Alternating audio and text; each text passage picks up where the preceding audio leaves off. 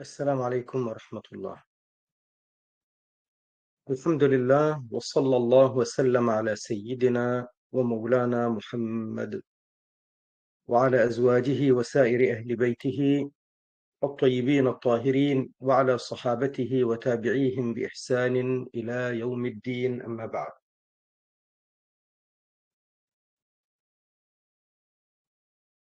Donc nous continuons le travail sur Al-Mukhtasar selon le madhab de l'imam Abu Hanifa radiyallahu ta'ala anhu. Nous sommes arrivés dans l'explication du premier témoignage. Nous sommes arrivés à la parole d'Allah Azza wa Jal, à parler de la parole d'Allah Azza wa Jal, l'attribut de la parole divine.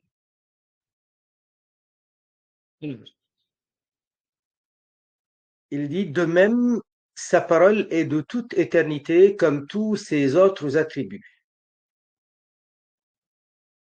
En effet, lui, ayant la perfection absolue, est exempt d'avoir une quelconque ressemblance avec quoi que ce soit de la création, et ce, de par son être, de par sa réalité, de par lui-même,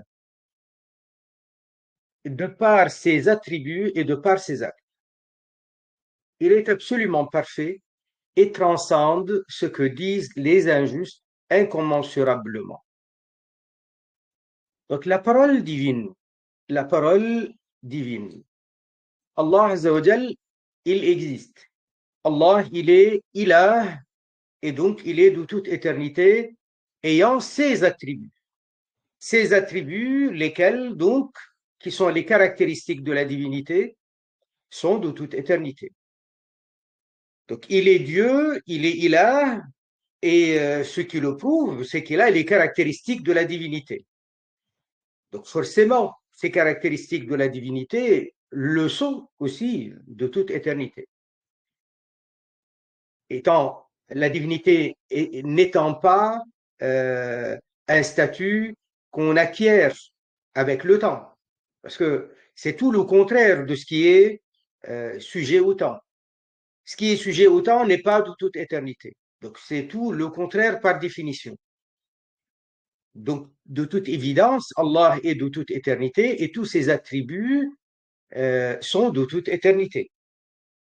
En tout cas, les caractéristiques de la divinité de toute éternité, les attributs de divinité de toute éternité, y compris la parole divine.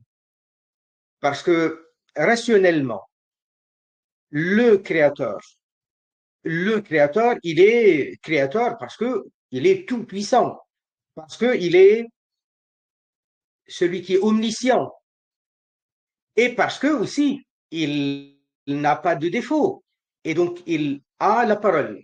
Le sens de la parole, que signifie le mot parole? C'est ce que on communique ou ce qu'on peut communiquer. C'est un ensemble d'informations. C'est ce qu'on appelle information, ordre, interdiction, recommandation, voilà, qui, qui potentiellement peut se communiquer. Tout ce qui est sujet à la communication comme information, comme ordre, interdiction, ça s'appelle parole. Le mot parole ne désigne pas seulement l'expression orale par voix. Donc la parole n'est pas, ce terme-là ne désigne pas uniquement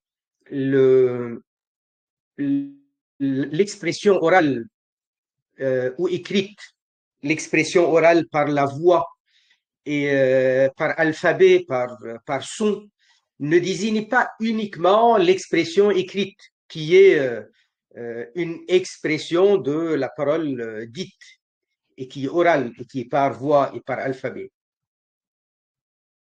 La parole, ça désigne aussi ce qui est prêt à la communication, à être communiqué sans l'avoir été encore.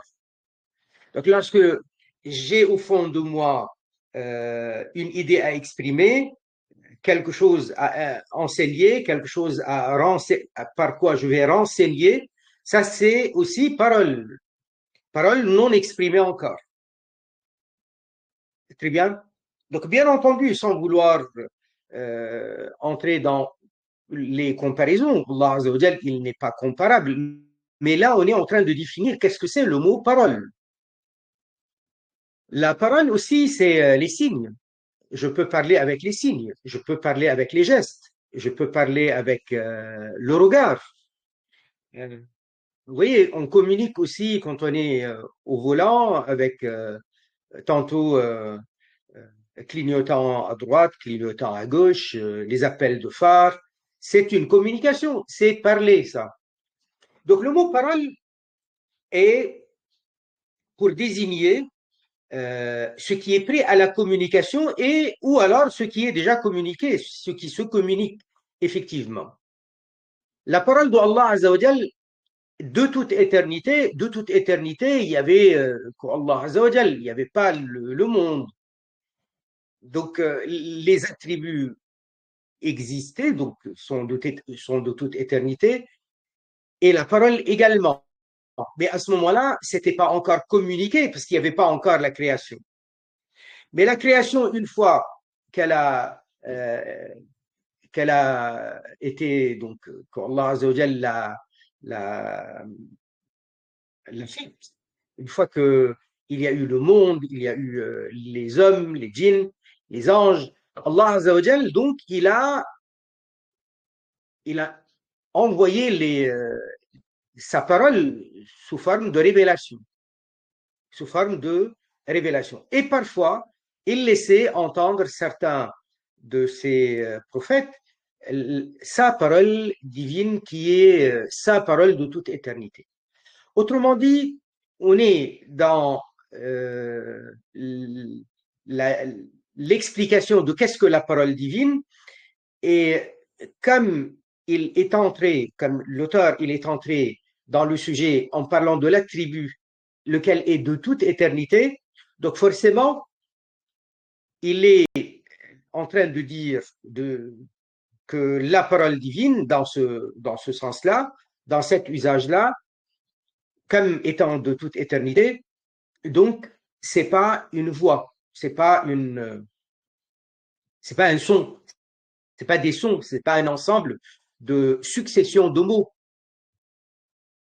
Et nous connaissons aussi, nous, que Al-Qur'an Al-Karim, c'est la parole d'Allah. Allah Azza wa Jal a révélé aux prophètes, alayhim as-salatu wassalam, à certains d'entre eux, il a envoyé la révélation de livres divins, de livres célestes, comme At-Tawrat de Moussa alayhi salam, comme l'Injil de Isa alayhi salam, des livres célestes. Donc la parole coranique, elle est en arabe, enfin la révélation, elle est en arabe, la révélation de Tawrat a été en hébreu, la révélation de l'Injil était en syriaque, on peut dire araméen aussi si on veut. C'est la même chose, hein, quand on parle de araméen et de syriaque, c'est des variantes de la même langue. Quoi qu'il en soit, donc là, nous sommes face à l'usage du mot parole divine au sens de l'attribut de toute éternité, et auquel cas, donc, il ne s'agit pas de son, il ne s'agit pas de voix, il ne s'agit pas d'alphabet, il ne s'agit pas de succession de mots, car c'est tout le contraire de ce qui est de toute éternité. De toute éternité, ça veut dire intemporel. De toute éternité, ça veut dire pas de coupure, pas de pause, comme lorsque nous parlons, comme là maintenant je suis en train de parler, il y a donc des, des mouvements de la langue, des lèvres, du palais, enfin, la corde, les cordes vocales. Voilà, ça c'est ce qu'on appelle son et il y a il y a des vibrations, etc. Et il y a des pauses entre les mots, entre tel ou tel alphabet. Tout ça, c'est début, fin, début, fin, début, fin, ce qui commence et qui s'arrête et autre chose qui reprend. Ça, c'est tout le contraire de ce que on appelle de toute éternité. Ce qui est de toute éternité, par définition, il n'y a pas de début. Donc, il n'y a ni début, ni fin, ni coupure, ni pause. Donc, la parole divine en tant qu'attribut, c'est la parole divine de toute éternité. C'est donc la parole divine qui est incomparable à toutes les autres paroles. Autrement dit, la parole divine n'est pas une voix, n'est pas un son, n'est pas une langue quelconque. Mais il y a aussi la parole divine au sens de la révélation de cette parole. Ça, c'est l'expression, ça, c'est l'expression de l'attribut de la parole. L'expression de l'attribut de la parole. Donc, on a deux usages du mot parole divine. Premier usage, c'est l'usage au sens de l'attribut de toute éternité. Et le second usage, c'est l'usage au sens de la révélation. La révélation, elle est en arabe, c'est le Coran. En hébreu, c'est At-Tawrat. En syriaque, c'est l'Injil ou Al-Zabour de Daoud alayhi salam. Il y a eu d'autres livres et épîtres, livres divins et épîtres divines. 104 en tout, d'après le hadith de Sayyidina Abu Dharr, radiyallahu ta'ala anhu. Donc, au final, on a, nous, à retenir cela, que lorsque nous sommes en train de dire la parole est de toute éternité comme tous ses autres attributs, directement, ça comprend ça comprend donc la parole divine en tant qu'attribut qui n'est pas son, qui n'est pas voix. Alors, peut-être que ce sujet-là, c'est la première fois que certains l'entendent. Certains l'apprennent la première fois. Ou vous allez le dire devant des gens qui vont être surpris. Ou même notre cas, lorsque nous avons appris ça la première fois. Mais pour nous, le Coran al-Karim, qui est la parole divine, elle est en arabe. Le prophète sallallahu alayhi wa sallam, il l'a récité. Et ce qui est récité, c'est le Coran. Les sahaba, ils nous ont transmis le Coran. Les tabi'in et ainsi de suite. C'est écrit dans nos mushaf. C'est écrit dans nos mushaf. Et donc, récité par voilà, notre bouche, notre langue. C'est avec notre voix. Là, il s'agit de l'expression de l'attribut de la parole et non pas l'attribut lui-même. En nous, nous n'avons pas d'attribut divin. Euh, nous récitons parfois bien, parfois pas bien. On excelle parfois avec la récitation, parfois on cafouille. On ne peut pas dire que la parole divine, elle est tantôt bonne, elle est tantôt mauvaise. La parole divine, elle est parfaite, elle est de toute éternité. Ça n'a rien à voir avec notre acte à nous.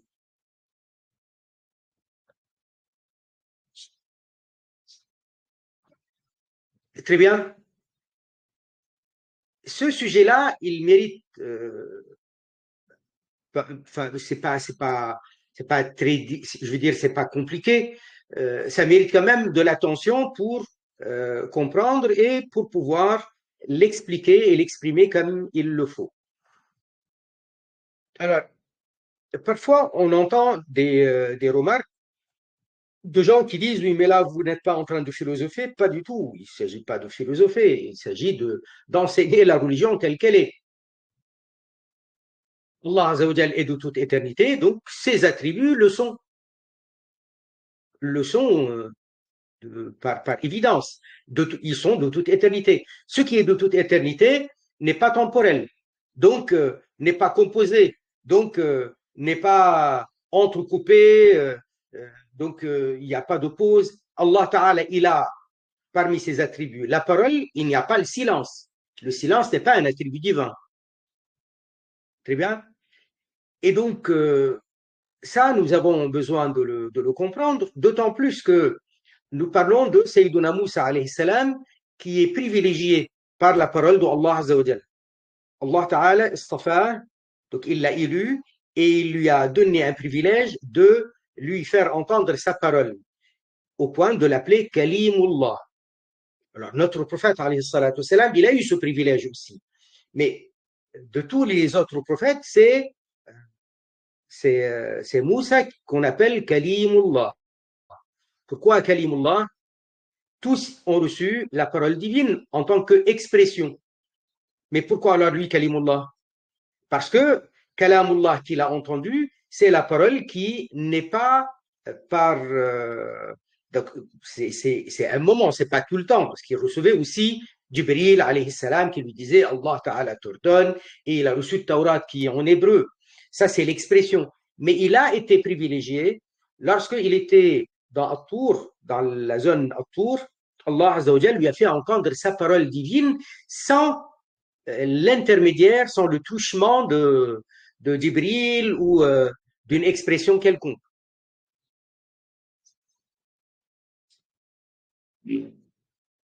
Et c'est pourquoi donc il est Kalimullah. Au moment où il était dans Atour, Moussa alayhi salam, il était en Égypte. Il a eu le problème qu'on connaît, il a voulu défendre celui qu'il pensait être victime d'une agression, alors il pousse celui qu'il considérait comme le méchant agresseur, qui était de la famille de Pharaon. Et la victime, celui qu'il supposait être la victime, parce que c'était quelqu'un de Banu Israël, et les Banu Israël à cette époque-là, ils étaient pauvres, misérables, asservis, assujettis, traités comme esclaves, etc. Et donc, il voit un pauvre comme ça se bagarrer, enfin, se chamailler avec quelqu'un qui est de la noblesse. Il a pensé que l'agresseur était celui de la noblesse. Il vient pour le pousser, il lui donne un coup, mais bon, un coup pour l'éloigner. Et l'autre, il tombe, il meurt. Finalement, le lendemain, il revoit le même Israéli en train de se chamailler avec un autre prince aussi de la noblesse. Là, il a compris que c'est quelqu'un qui cherche les problèmes. Il lui a dit, parce qu'il l'a appelé à l'aide, l'Israélite, il l'a appelé à l'aide. Moussa alayhi salam lui a dit, je vois que c'est toi qui cherches les problèmes dans ce sens-là. Il était en colère après lui. Et là, cet homme-là, il l'a dit publiquement, donc tu veux me tuer comme tu as tué euh, le noble d'hier. Et là, tout le monde l'a entendu. Donc l'affaire a été euh, publique, est devenue publique. Moussa alayhi salam était recherché. Pharaon, il voulait l'arrêter et le tuer. Eh bien, on lui a donné le conseil de partir. Il est parti jusqu'à Madian. Madian, c'est dans le nord de l'Arabie actuellement. Madian, c'est très loin de l'Égypte. Donc, il fallait qu'il quitte l'Égypte, qu'il traverse le nord du Sinaï et qu'il redescende jusqu'à Madian. Madian, comme je disais, c'est le nord de l'Arabie. Donc, il a marché beaucoup, tout seul. Arrivé là-bas, il est resté pendant 10 ans. 10 ans, il s'est marié, il a eu des enfants. Au-delà de ces 10 ans, il vient pour retourner en Égypte, malgré le risque. Mais voilà, donc il va tenter euh, sa chance pour euh, rendre visite à sa famille. Même si l'affaire, elle est pas, elle est, elle est toujours d'actualité. Donc, au lieu de continuer à, comment dire, traverser horizontalement d'est en ouest vers l'Égypte, le nord du Sinaï, il s'est trompé de chemin, il est descendu au sud. Et là, ça c'est raconté dans le Coran. Dans le Coran, il dit à sa famille, donc à son épouse, attendez-moi parce qu'il aperçoit un feu, ou ce qui lui semble être un feu. Et il va dans la vallée Toua, là où il y a la montagne dans le sud du Sinaï. Et là, il entend la parole divine, Allah Azza wa Jal qui lui dit Ikhla'an alayk, innaka bilwadi al-muqaddasi tuwa. Ôte tes sandales, tu es dans la vallée sacrée Tuwa. Tuwa, donc c'est là-bas. Et Allah Azza wa Jal, il lui dit Inni ana rabbuka, fakhla'an alayk. C'est moi ton Rabb, c'est moi ton Dieu. Ikhla'an alayk, fakhla'an alayk. Donc ôte tes savates, tes sandales. Et Allah Ta'ala, il lui dit aussi, wa ana akhtartuka li nafsi, je t'ai élu pour moi. Voilà. Et il lui dit اذهب إلى فرعون إنه طغى. Donc il y a plusieurs versets dans le Coran euh, qui nous renseignent sur ce moment-là. Donc là, il a entendu la parole divine qui est son attribut et qui n'est pas une expression quelconque, qui n'est pas euh, qui n'est pas par l'intermédiaire de Jibril ou une expression quelconque. C'est l'attribut lui-même. C'est pourquoi il est Kalimullah. Alors, si il est Kalimullah parce qu'il a entendu la parole divine, et moi et vous, nous ne sommes pas Kalimullah, et pourtant nous entendons le Coran, elle est où la différence? La différence, c'est que Moussa, il a entendu la parole en tant qu'attribut. Et nous entendons la parole d'Allah, et nous récitons la parole d'Allah, mais en tant qu'expression de l'attribut. Très bien.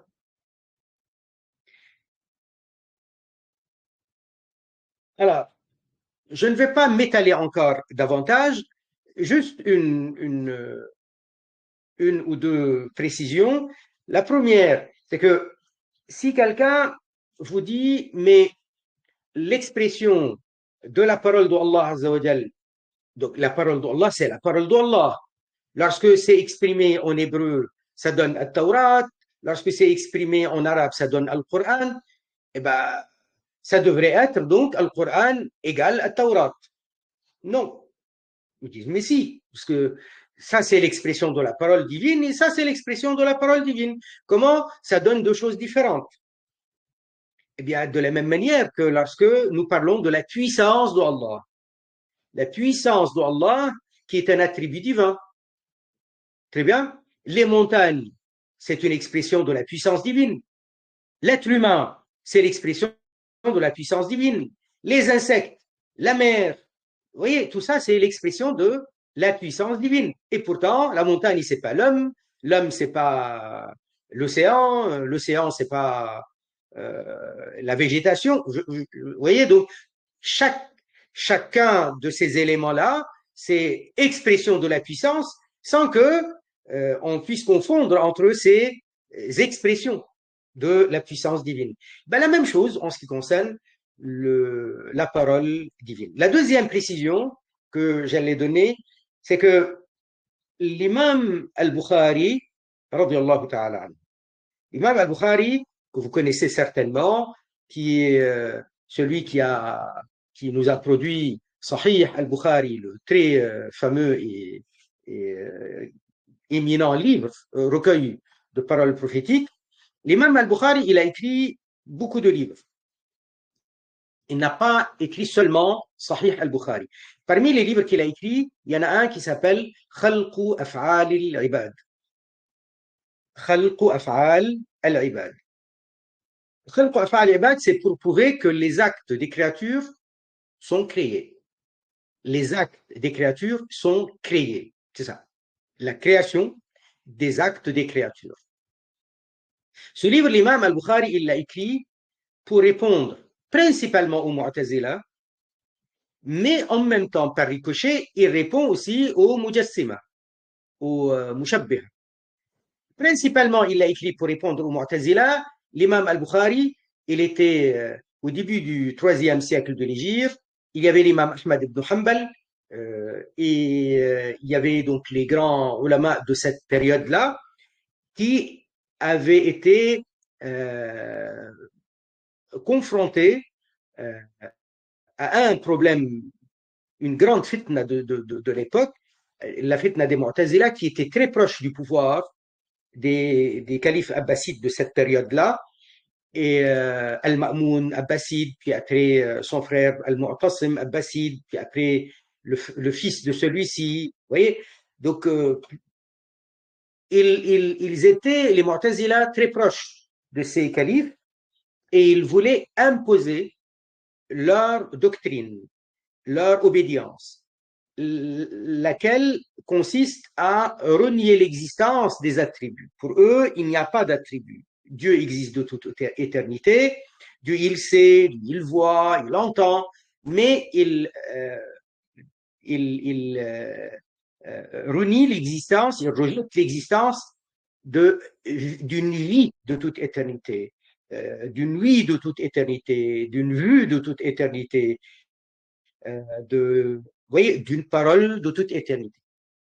Pour eux, Allah Ta'ala, il a dit Al-Qur'an, mais pour eux, ça n'existe pas d'attribut de toute éternité. Je ne vais pas vous embrouiller, mais c'est quelque chose, nous allons tôt ou tard l'aborder, vous allez tôt ou tard le voir. Donc, de ce fait-là, il voulait interdire qu'on dise Al-Qur'an est une parole de toute éternité. Ils veulent dire seulement Al-Qur'an est créé. L'imam Ahmad ibn Hanbal, il a été arrêté au cours de la fin du califat de Al-Ma'moun. Et bon, aussitôt, Al-Ma'moun a été tué. Enfin, il a été, excusez-moi, pas tué, il est mort. Et un peu après, c'était le Mu'tasim. Et le Mu'tasim, pareil, il a arrêté l'imam Ahmad ibn Hanbal et il en a arrêté d'autres pour les obliger à dire publiquement le Coran est créé et ils ne voulaient pas le dire. طيب. Al-Wathiq, le fils de Al-Mu'tasim, il a fait la même chose jusqu'à arriver à Al-Mutawakkil. Al-Mutawakkil, lui, il a fini par relâcher, lâcher prise. Donc, ça y est, il a arrêté d'être influencé par les Mu'tazila.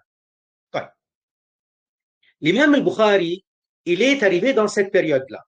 La période où il y a une grande fitna de la part des Mu'tazila. Les ulama de Ahl Sunnah refusent ce que disent les Mu'tazila. Ils disent qu'on n'a pas le droit, nous n'avons pas le droit de dire que le Coran est créé, parce que le mot Coran revient à la parole divine, et la parole divine vient aussi dans le sens de l'attribut. Donc on ne va pas induire les gens en erreur. Parce que dire que le Coran est créé, sans précision, sans dire le papier est créé, le son est créé, ça renvoie à la parole divine de toute éternité aussi. Ça fait partie des deux sens, des deux usages. Et on ne veut pas induire les gens en erreur, les laissant croire que l'attribut est créé. Mais bon, à cause de ça, l'imam Ahmad, il a été fouetté, il a été mis en prison pendant longtemps, il a failli mourir. D'autres ulama ont carrément perdu la vie, ont été exécutés. L'imam al-Bukhari, il voit qu'il y a quelque chose, un vide à combler. Lequel, c'est que l'imam Ahmad et beaucoup de ulama qui suivaient donc attentivement les suggestions et les manières, la stratégie de l'imam Ahmad, il refusait d'entrer dans les détails. Il voulait rester dans ce qu'on appelle l'enseignement traditionnel, fidèle, mais vraiment fidèle à l'enseignement traditionnel. Donc, à l'époque, on ne disait pas plus que ça. Al-Qur'an, c'est la parole d'Allah Azzawajal. Et Allah Azzawajal n'est pas créé, donc ses attributs ne sont pas créés. Point, c'est tout. On ne va pas aller dans les détails. Le pourquoi, du comment, etc.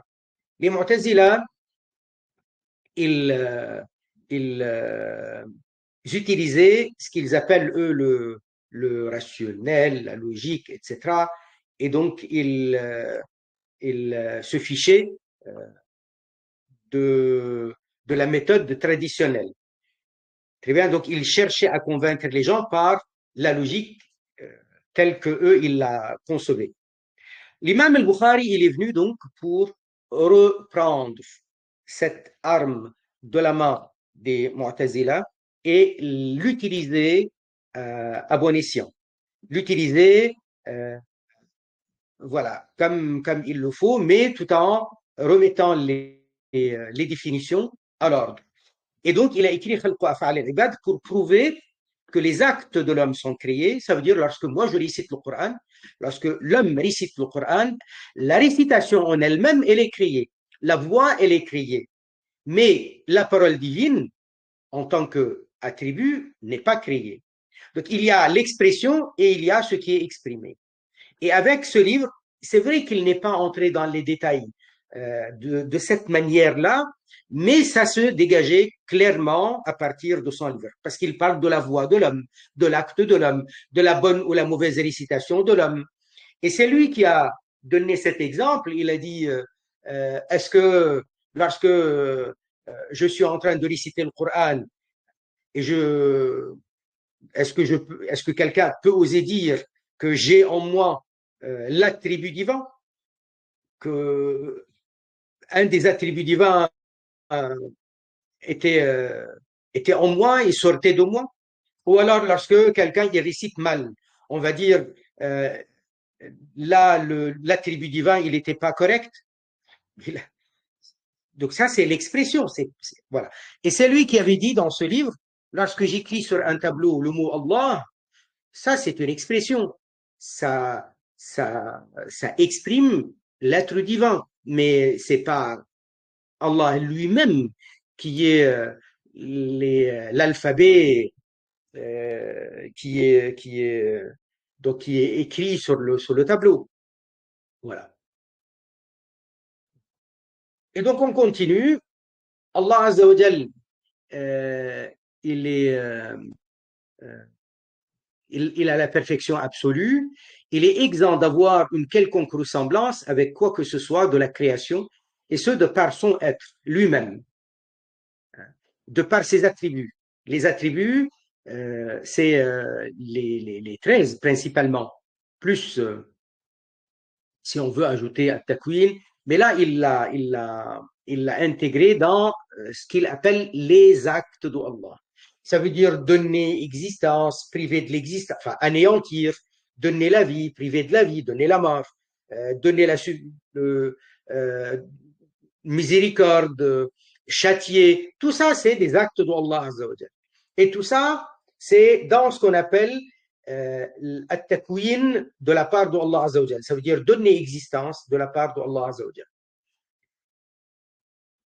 Donc Allah Azza wa Jal, ce qu'il fait, l'acte d'Allah est une création. La création, c'est une création à partir du néant. L'être humain, quoi qu'il fasse, c'est jamais une création à partir du néant. L'acte de l'homme, c'est une, comme on l'avait dit tout à l'heure, enfin la semaine dernière, c'est cause à effet. C'est un engendrement, mais c'est jamais création à partir de rien. Il est donc Allah Azza wa Jal absolument parfait et transcende ce que disent les injustes incommensurablement. Ici, ça sous-entend par on sous-entend par les injustes les mécréants. À partir de la signification de ce qui précède, se résulte la confirmation de 14 attributs d'Allah Ta'ala. Vous voyez, donc, ça contraste avec, ça change par rapport au Mukhtasar Shafi'i. Parce que dans le Mukhtasar Shafi'i, on parle euh, de 13 attributs selon les Ash'ari. Et donc, 14 dont la mention a été fréquemment répétée dans le Coran, soit textuellement, soit par leur signification. Alors, il s'agit de al-wujud, l'existence, al-wahdaniya, l'unicité, al-qidam, le non-début, al-baqa, la non-fin, al-qiyam ou bin-nafs, le non-besoin, al-qudra, la puissance, al-irada, le vouloir, on peut dire al-mashi'a, al-irada, al-mashi'a, d'accord? Al-ilm, le savoir ou l'omniscience. Al-sama', l'ouïe, al-basar, la vue, al-hayat, la vie, al-kalam, la parole, al-mukhalafatu, lil-hawadith, la non-ressemblance à la création. Et quatorzièmement, at-takwin, le fait de donner existence. Ces attributs étant souvent mentionnés dans les textes religieux, les savants ont dit qu'il est obligatoire de les connaître. Une obligation incombant à tout individu. On appelle ça donc fardu ayn. Alors, euh, cette explication-là, ces attributs étant souvent mentionnés dans les textes religieux, vous voyez, lorsque je suis en train d'enseigner ce qu'il faut connaître au sujet d'Allah Azza wa Jal, le mieux, le mieux est de suivre l'exemple coranique et l'exemple prophétique. Parce que Allah Azza wa Jal nous renseigne sur lui-même et de la meilleure, la plus parfaite possible. La plus parfaite, oui, la plus parfaite. Et le prophète, alayhi salatu salam, aussi, il l'exprime parfaitement. طيب. Comment expliquer aux gens ce qu'il faut connaître au sujet d'Allah Azza wa Jal? En revenant au Coran et en revenant à la Sunna. En revenant au Coran et en revenant à la Sunna, les ulama ont remarqué que toutes les fois où il est question d'enseigner sur qui est Allah, ce qu'il faut connaître sur la foi d'Allah, au sujet d'Allah Azza wa Jal, euh, il y a la mention de certains de ses attributs qui revient régulièrement. Qu'Allah il est unique, qu'Allah il est le créateur, qu'Allah il entend, il voit, qu'il est vivant, la parole divine. Vous voyez, ça revient très souvent. Donc Allah Azza wa Jal nous donne l'ordre de croire en lui et, et en même temps il nous renseigne sur lui. Et dans ce qu'il nous renseigne sur lui-même, il y a la mention de ses attributs qui revient régulièrement. Donc les ulama, on en déduit que c'est primordial et que c'est comme ça qu'il faut enseigner la croyance, la foi au sujet d'Allah Azza wa Jal. Donc, comment connaître Allah? Le connaître à partir de ses attributs, lesquels, ben, les voilà l'essentiel. Alors, pourquoi, par exemple, on ne voit pas le mot Ar-Rahma? Allah Ta'ala, il est Ar-Rahman. C'est très fréquent dans le Coran. Ar-Rahma, c'est un acte d'Allah. Donc, ça fait c'est inclus dans ce qu'on appelle At-Takwin. Allah Azza wa Jal crée la santé de l'homme, c'est une rahma. Crée les récompenses au paradis, c'est une rahma. Donc ça, c'est de la création. Ça fait partie donc la subsistance, tout, vous voyez. Par contre, en ce qui concerne les 13, nous avons des attributs qu'on appelle les attributs al-ma'ani. Chacun est un ma'na en lui-même, est un, est un attribut qui existe en soi, qui a c'est un vrai attribut. Et il y a euh, comment on appelle ça? Et il y a aussi les attributs qu'on appelle les caractéristiques d'exemption, tout simplement d'exemption. Pourquoi j'ai dit 8? Pourquoi j'ai parlé de 8? C'est à cause certainement à cause de Takwin. Vous voyez là, euh, euh, voilà. Vous voyez ici, on a al-wujud, l'existence. Ça, c'est ce qu'ils appellent as-sifa al-dhatiyya. C'est l'attribut de la réalité d'Allah Azza wa Jal. C'est ce qui signifie l'existence d'Allah Azza wa Jal. Donc Allah, il existe. Après, on a l'unicité. L'unicité, ça veut dire non-pluralité. Al-qidam, non-début. Al-baqa, non-fin. Al-qiyam bin nafs, non-besoin. Hein. Après, on va voir à la fin euh, la non-ressemblance. Vous voyez? Donc, si je reviens à tout ce qui est non ci, non ça, donc non-pluralité dans l'wahdaniya, 1, non-début, 2, non-fin, 3, non-besoin, 4, hein, et 5, non-ressemblance. Ça fait 5 d'exemption, qui ne sont pas des attributs en soi, mais qui sont plus des caractéristiques d'exemption. Et vous avez tout le reste, parce qu'il y a al-wujud, on a dit que c'est as-sifa al-nafsiyya, l'attribut ou la caractéristique qui est relative à Allah Azza wa Jal, à sa réalité. Et puis après, on a tout le reste. Et tout le reste, c'est ça. La puissance, le vouloir, le savoir, lui, la vue, la vie, la parole. Ça fait 7, ils appellent ça des ma'ani.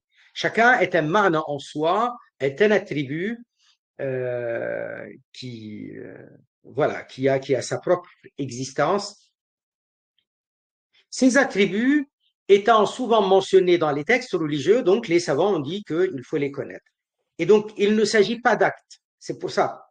Il ne s'agit pas d'actes. Il s'agit de soit les caractéristiques d'exemption, soit les attributs qui ne sont pas des actes d'Allah Azzawajal, et impossible, et leur opposé est impossible au sujet d'Allah. Al-Basar, son opposé, c'est la cécité. Impossible. As-Sama, lui, son opposé, c'est la surdité. Impossible. La vie, le hayat, son opposé, c'est la mort. Impossible.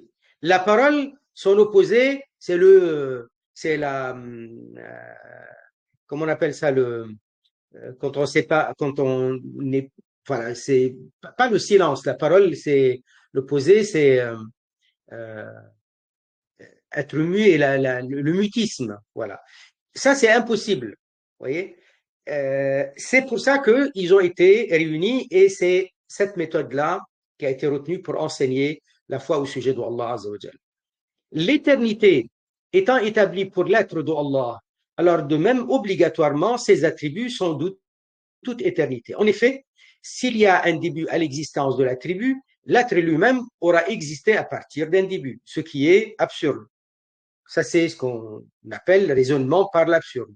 Donc, étant absurde que Allah Azzawajal soit à partir d'un début, donc de même absurde que ses attributs aient un début. Allah, il est intemporel, donc forcément ses attributs le sont. Et puis après, on arrive au second témoignage. On s'arrête là. Désolé parce qu'il y a eu une mauvaise connexion au début. Barakallahu fikum, subhanallah, walhamdulillah, wa la ilaha illallah, la ilaha illallah, la ilaha illallah. اللهم صل على سيدنا محمد وعلى آله وصحبه وسلم رب اغفر للمؤمنين والمؤمنات سبحان ربك رب العزة عما يصفون وسلام على المرسلين والحمد لله رب العالمين بارك الله فيكم